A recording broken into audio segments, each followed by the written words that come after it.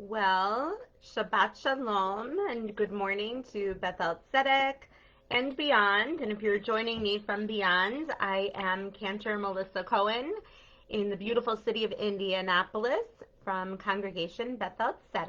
And to those of you who are not expecting to see my face and expecting to see Rabbi Jenny, she is having a rare morning off from Torah Talk, and I'm pleased to be here this morning with you for Torah Talk. So if you are a regular to this group, then you should know that you can have access to our regular resources, which you can find on our website, which is BEZ613.org.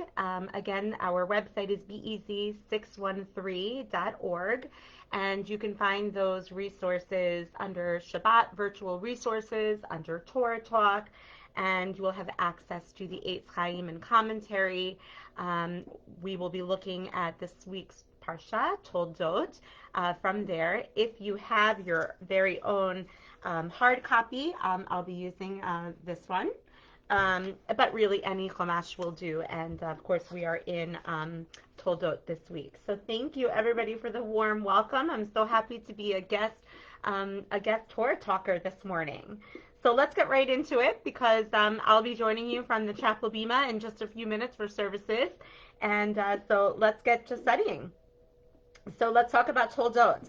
So if you want to already be on the first page, which I'm going to reference, if you want to open another window or get to it in the page in your own copy, I am going to be starting from the very first page of Toldot, which is going to be 146 and 147 in the Eitz Chaim. And of course, feel free to chat and send me questions if you need to, or feel free to comment as we go along. So Toldot is the parsha that brings us the pivotal story of Isaac and Rebekah's twin sons, Jacob and Esau. And we all know the outcome, of course, of the story because in the beginning of our Amidah and, of course, other prayers and blessings that recognize our ancestors, they all begin God of Elohei Abraham, Elohei Yitzchak, and Elohei Yaakov, God of Jacob. They, what I say is that if the outcome was different, would it have been Elohei Esav, God of Esav? Probably not.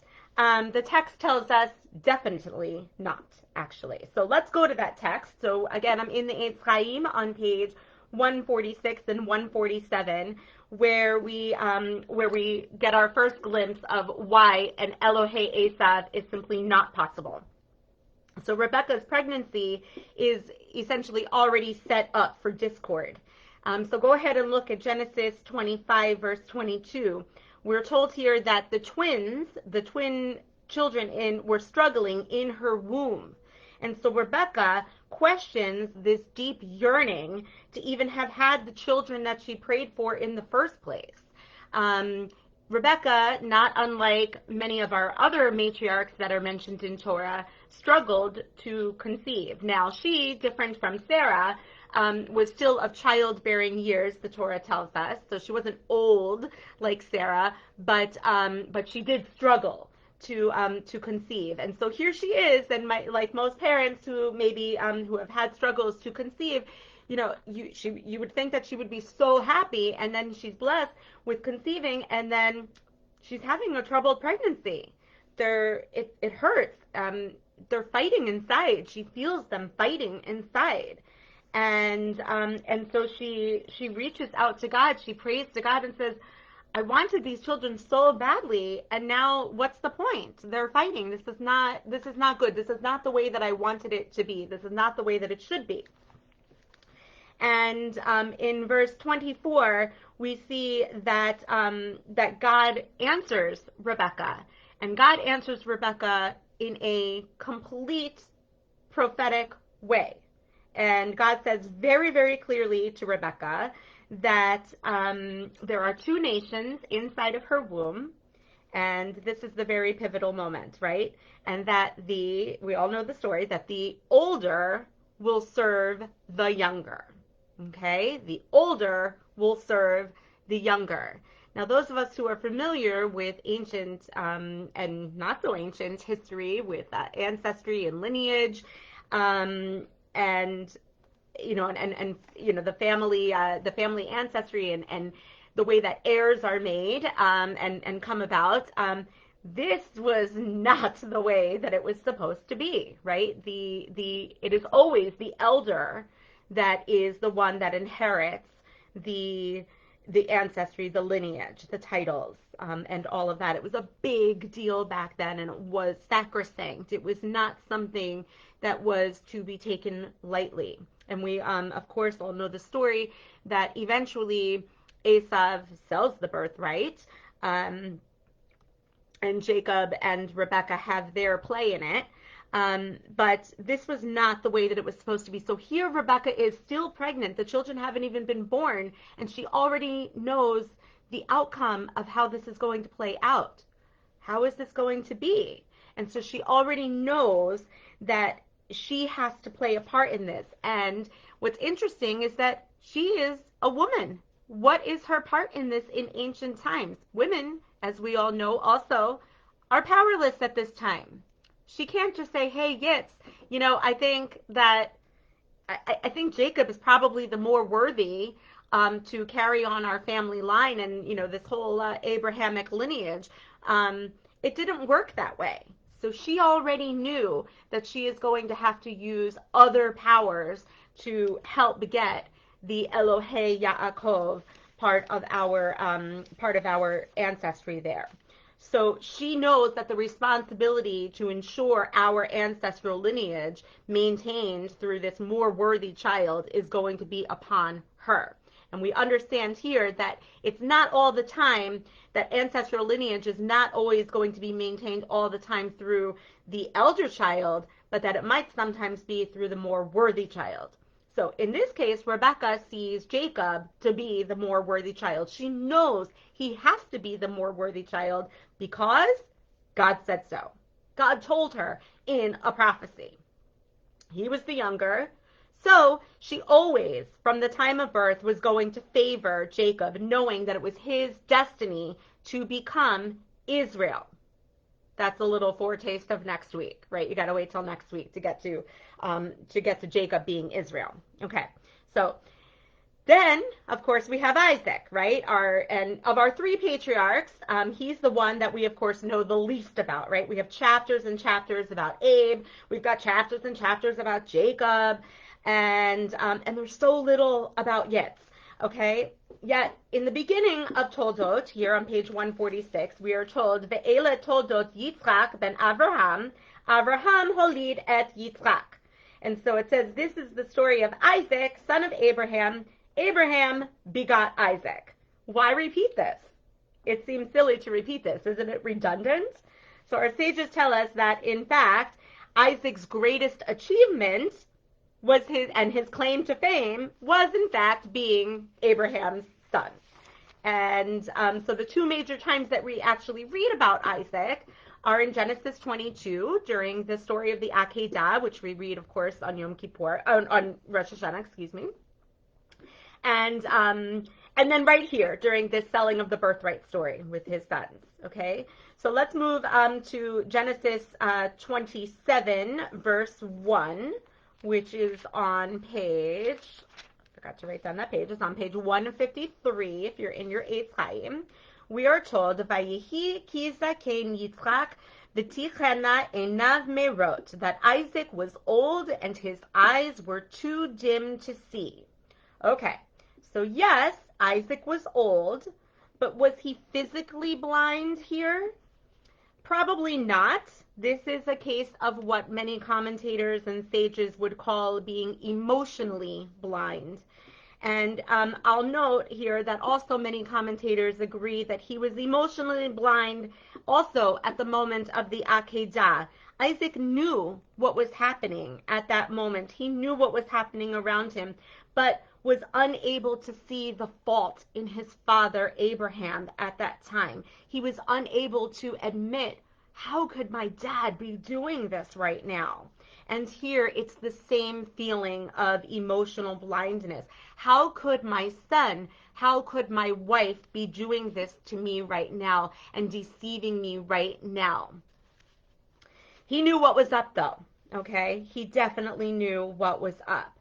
He could not see the fault though in his own son Esav, whom he did favor, to be but he could not accept that Esav simply could not be the heir to the covenant that he was to accept. So we go back to Rebecca. It was on her to come in to intercede. And again, she was powerless as a woman in this time. So she had to use deception. She was willing to take on all the consequences and all the blame in order to fulfill God's prophecy. She said, Jacob even said, Mom, Dad's going to be on to us. And Rebecca said, I know, I'll take care of it. Don't worry, I'll take the blame. But she wanted to make sure that God's prophecy of Jacob becoming Israel was fulfilled. So, what do we learn from Toldot? Well, we learn that sometimes being emotionally blind is not always the best way to be, right?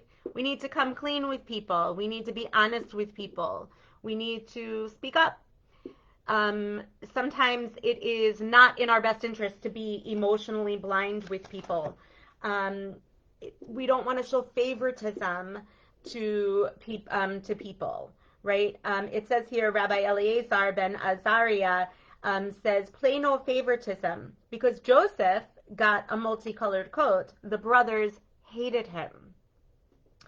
And those of us who are blessed with our own children know that sibling rivalry is never a good thing, right? It doesn't lead to anything that is a good outcome. And we also know there's another part of this story in Toldot that we didn't talk about, but there was hatred that then ensued from what happened here. Yes, the prophecy was fulfilled. We got Elohei Yaakov. And Jacob, of course, became our third patriarch and became Israel, and our lineage is now through Jacob. But what happened to Esav? We, as 21st century readers, look at this and we read the story, and we are very sympathetic to Esav. Of all the players in the story, we are very sympathetic to Esav, I think, the most. Because we look at it and we say, Jacob, why didn't you just give him the soup? He's your brother. And we look at Rebecca and we say, he's your son. He's your other son. You need to love him equally. Why wouldn't you love both of your children? Me as a mother, I would never think to love my children differently. Yes, I love them differently in their own ways, but I love them the same. I have enough love for both of my children. And I would never favor one over the other, and I'm sure all parents agree with this. And then, of course, Isaac's part in this with his emotional blindness to say nothing of the situation which he is very well aware of around him, to not chime in and say, this is not right, this is not good, right? We feel bad for Esav, and we know what happens. Esav becomes angry, he cries, and then he goes off and becomes another nation, and he becomes, they say in history that he becomes the ancestor of imperialistic Rome and is the original anti-Semite. So it's a very it's a troubling story to read as a 21st century reader. And so we say here that each child carries its own blessing into the world, which is a Yiddish proverb. And so we'll leave it with that, and we like to think that there's a blessing for everybody. At the end, towards the end of the parsha, Esav says to Yitzchak, don't you just, fine, I lost my birthright, I get it, but don't you just have one blessing for me, Dad? Can I have one blessing? And so we'll leave that all of our children have but one blessing, and that we can hopefully find the love to be enough for all of us. So I wish you a loving Shabbat filled with peace, and I'm going to have to catch up on all of your messages, and wonderful. Okay, great. This is great. I'm going to have to catch up on these later.